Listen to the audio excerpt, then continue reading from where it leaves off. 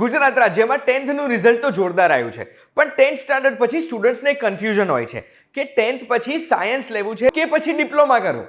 આ કન્ફ્યુઝન જો તમે દૂર કરવા માંગતા હોય તો એના માટે ધ્યાનથી સાંભળજો. હું તમને એક વાત કહું.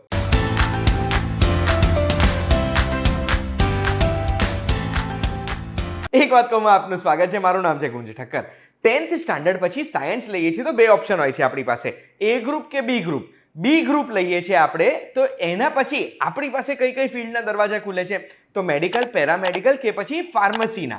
અને એ ગ્રુપ વિથ મેથેમેટિક્સ લઈએ છીએ તો આપણે આગળ જઈને એન્જિનિયરિંગ કરી શકીએ છીએ, પણ એમાં આપણે હાયર મેથેમેટિક્સ સબ્જેક્ટ લેવો પડે છે કે પછી એન્જિનિયરિંગ કરવા માટે પૂરક પરીક્ષા આપવી પડે છે. પણ જો કોઈ પણ વિદ્યાર્થી છે જેમને એન્જિનિયરિંગ કરવું છે બટ સાયન્સ લેવામાં રિસ્ક લાગતો હોય તો એમના માટે એક રસ્તો છે. એ રસ્તો છે ડિપ્લોમાનો રસ્તો. ડિપ્લોમા 3 વર્ષનું હોય છે, કોઈ પણ બ્રાન્ચમાં લઈ શકીએ છીએ અને ડિપ્લોમા પૂરું થાય ત્યાં સુધી આપણને પ્રેક્ટિકલ નોલેજ મળી ગયું છે અને અડધા એન્જિનિયર તો બની જ જઈએ છીએ. ડિપ્લોમા પછી એન્જિનિયરિંગના સીધા 3rd સેમેસ્ટરમાં આપણને એન્ટ્રી મળે છે. એટલે એન્જિનિયરિંગમાં ડિપ્લોમા કરવું છે એ પણ આપણા માટે એક ઇઝી ઓપ્શન છે. હવે માની લો આપણું ડિપ્લોમા કમ્પ્લીટ થઈ જાય પછી જ આપણે તરત જ જોબની રિક્વાયરમેન્ટ છે, પૈસા કમાવા ચાલુ કરી દેવા છે, તો એનો પણ ઓપ્શન છે આપણી જોડે. આપણું ડિપ્લોમા પૂરું થાય એના પછી ઘણી બધી રેપ્યુટેડ કંપનીઝ હોય છે જે કંપનીઝ હાયર કરતી હોય છે ડિપ્લોમા એન્જિનિયર્સને.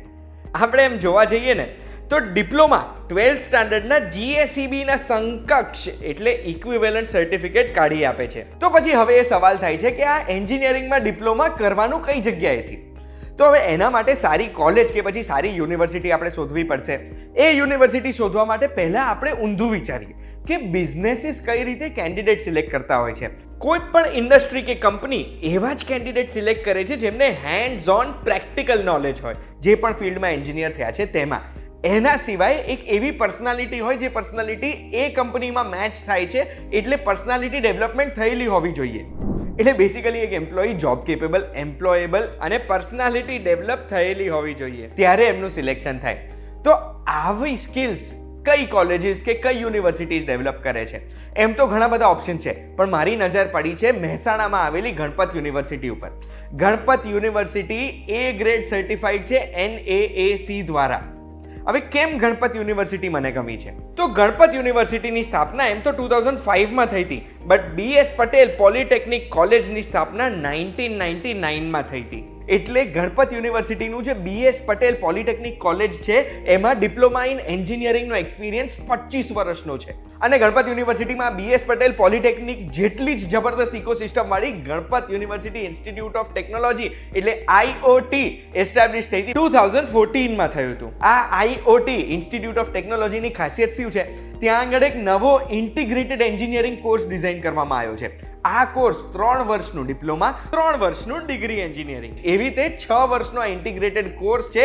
જે કોર્સમાં આપણે ડિપ્લોમા વખતે જ્યારે એડમિશન લઈએ ને ત્યારે ફીસ નક્કી થાય, તો એન્જિનિયરિંગ પણ બસ એ જ ફીસમાં કમ્પ્લીટ થાય છે.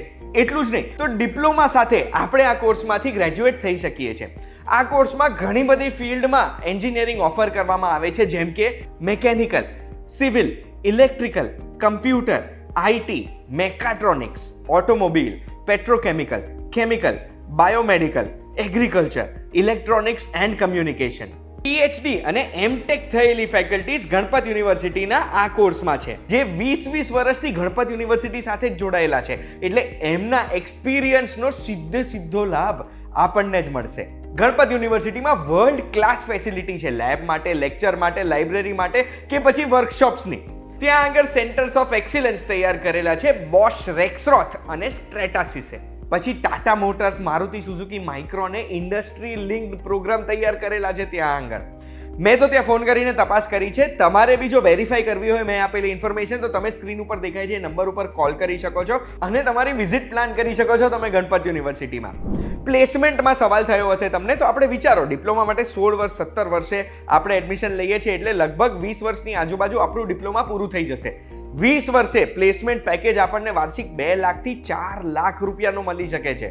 બેસિકલી આજના વિડીયોની રિસર્ચ કરતા મને તો એક વસ્તુ ખબર પડી છે કે 10th પછી ડિપ્લોમા એક સારું ઓપ્શન છે. અગર તમને ડિપ્લોમામાં રસ છે, અગર આ વિડીયોની માહિતી તમારે વેરીફાઈ કરવી છે કે પછી જેન્યુઇનલી તમારે પણ મારી જેમ ઇન્ફોર્મેશન જોઈએ છે, તો સ્ક્રીન ઉપર દેખાય છે નંબર ઉપર ગણપત યુનિવર્સિટીને કોલ કરી શકો છો અને ત્યાં આગળ એક અપોઇન્ટમેન્ટ લઈને તમારી વિઝિટ પ્લાન કરી શકો છો. આ વિડીયોની માહિતી એ દરેક વિદ્યાર્થીને મોકલજો જે 9મા 10મામાં હોય કે પછી આગળનું ફ્યુચર પ્લાન કરી રહ્યા હોય, કારણ કે આ માહિતી એમને કામમાં લાગશે. આપણે એક વાત કહું, ફરી મળીશું VTVGujarati.com પર. ધન્યવાદ.